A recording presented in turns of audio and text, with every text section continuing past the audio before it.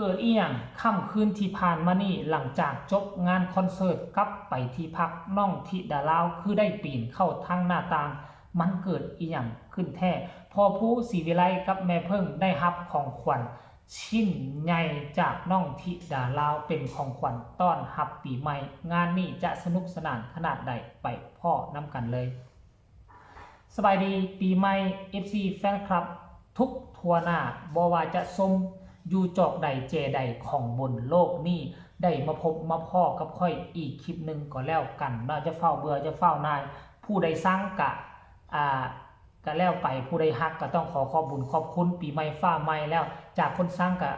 กลายเป็นคนฮักมาสนับสนุนกันดีกว่าเพื่อเป้าหมายของศิลปินคนเดียวตัวน้อยๆคนนี้ก็มีชื่อว่าน้องธิดาลาวท่านผู้ชม FC แฟนครับทั้งผู้สร้างทั้งผู้ฮักย่างกายเขามาเบิ่งคลิปนี้แล้วก็ขอให้ร่ำรวยให้ถึงหวยเบอร์ใหญ่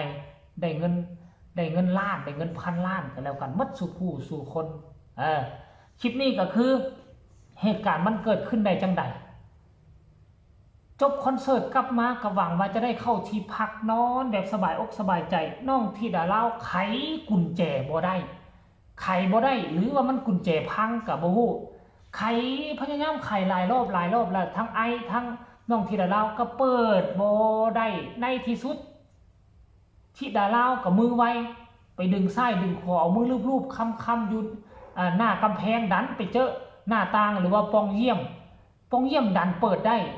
ทางเลือกเดียวก็คือน้องธิดาลาว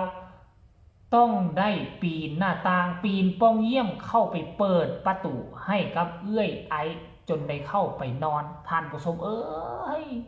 หลังจากนั้นวันนี้เข้าห้องได้แล้วภารกิจต่อไปพากันมาวางแผนได้มาเนี่ยจะจัดทรงของขวัญ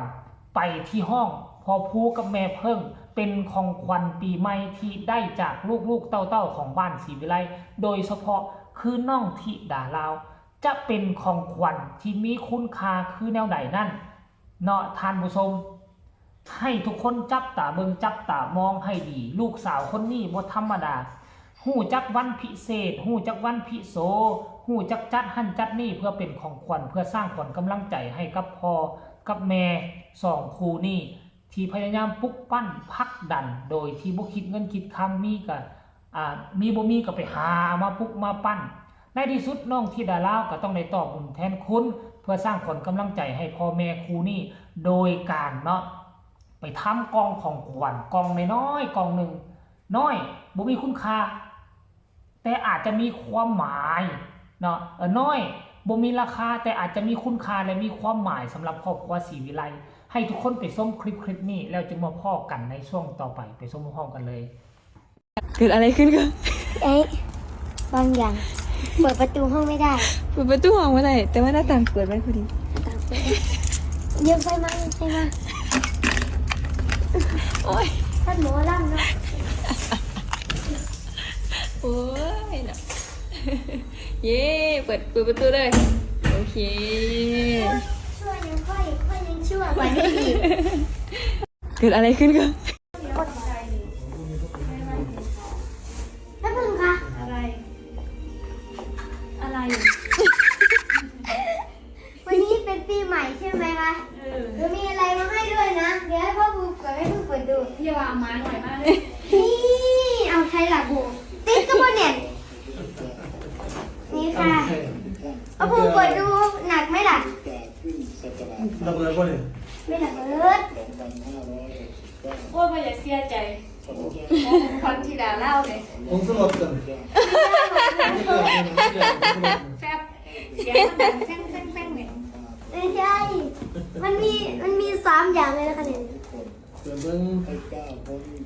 รับรองแม่พึ่งติดใจทุกคนมาศรีวิไลอยากได้เขาทีนี้อยากได้มากเลยนะบอกว่าศรีวิไลต้องการใช้ทุกวันขาดทำไมขาดว่าได้ยิ่งว่าขาดว่าได้ย่ายสีตึงขาดว่าได้เห็นนั่นเองนึกถึงย่ายสีตึงไม่ได้คนแหละว่าพ่อกับแม่ซุปไก่สกัดพ่อกับแม่กับพ่อมียังไงน้องลูกมีแต่ความหักความแพงมูเจ้าหักแพงเฮ็ดน้ำทุกอย่าง พื่ออยากให้หมู่เจ้าเดินทางไปสู่ความสำเร็จได้ ลงทุน50 บาทคิดสิมาซื้อใจแม่นะสำเร็จแล้วเนาะ50 บาทเลยเนาะ ขอให้พวกหมู่เจ้าเดินทางบนถนนเส้นนี้นี่ด้วยความปลอดภัย เห็นบ่ทุกคนสมกับว่าเป็นลิงน้อยบ่ประตูเปิดบ่ได้บ่มีปัญหาขอเพียงแต่ให้มีปองเยี่ยมปองหน้าต่างที่ดาลาวเกาะแล้วกระโดดลงไปไขประตูได้อย่างง่ายดายเนาะแล้วก็ของควรหลายคนก็อาจจะคิดว่าสิ่งนั้นสิ่งนี้ของมีราคาของมีราคาเนาะเฮาก็เข้าใจสถานการณ์น้องที่ดาลาวก็เป็นคนที่บ่ร่ำบ่รวยจะหาสิ่งของนั่นมาจากใส่สิ่งของที่มันมีราคาล้ำค่าเนาะแต่ว่าอนาคตคันท่าน้องทิดาลาวเกิดใหม่ใหญ่ขึ้นมาแล้วกระโดงกระดังเทียบเท่าใส่กับศิลปินคนอื่นมีการมีงานเข้าตลอดค่อยเสื้อวาน่ะของขวัญปีใหม่ที่น้องจะจัดให้มันจะบ่เป็นคือของปีนี้มันคงจะเป็นสิ่งของที่มีคุณค่าและมีราคาหลายกว่านี้แต่อันนี้อิงตามสภาพในครอบครัวมีสำนี้การงานมีสำนี้เงินเฮามีสำนี้เฮาก็ให้แต่ก็อยากให้ของขวัญปีใหม่กับพ่อแม่คือกันกับคนอื่นให้พ่อแม่เขาน้องทิดาลาวก็เลยจัดให้ชุดหนึ่งมีแบรนด์มันบ่มีแบรนด์ลังนกว่ะ2กล่องพ่อกับแม่คนละกล่องแล้วอีกอันนึงมีความสำคัญต่อครอบครัวศรีวิไลหลายของขวัญชิ้นนี้นั่นก็คือแป้งนัวนั่นเองหรือผงชูรส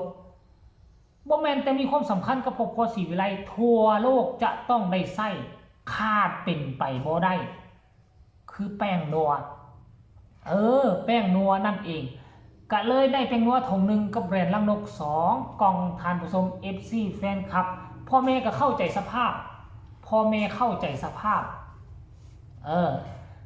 ลูกเอาอย่างให้พ่อแม่ก็มีห้อยยิ้มพ่อแม่ก็ดีอกดีใจอันนี้คือการเคลื่อนไหวหลังจากที่ไปทำภาระหน้าที่บ่มีโอกาสจะมาลิ้นปีใหม่กับพ่อกับแม่ก็เลยว่าจบงานแล้วเอาดึกๆดื่นๆก็มาสร้างความสุขให้พ่อกับแม่ในค่ำคืนที่ผ่านมานี่ซึ่งเห็นแล้วค่อยรู้สึกมีความอบอุ่นบ้านหลังน้อยบ้านหลังน้อยบ่ร่ำบ่รวยแต่ว่าก็มีความสุขจากลูกสาวธิดาลาวนั่นเองท่านผู้ชม FC แฟนคลับเนาะเอาคลิปนี้ก็น่าจะฝากฝังเอาไว้สำนี้ผู้ใดเห็นแล้วมีความคิดความเห็นคือแนวใดหรือว่าอยากอวยพรอยากตำหนิติเตือนในปีใหม่ป้าใหม่อยากให้เจบอลาปรับปรุงแก้ไขเปลี่ยนแนวใดก็ส่งข่าวมาได้เห็นคลิปนี้แล้วคันอยากสนับสนุนน้องธิดาลาวก็ช่วยกดไลค์กดแชร์เพื่อกระจายข่าวนี้ไปพร้อมๆกันก็หวังว่าน้องจะมีการมีงานหลั่งไหลเข้ามาเทมาในปีใหม่ฟ้าใหม่นี้สำหรับคลิปนี้ลาทานผู้ชมไปก่อนสบายดี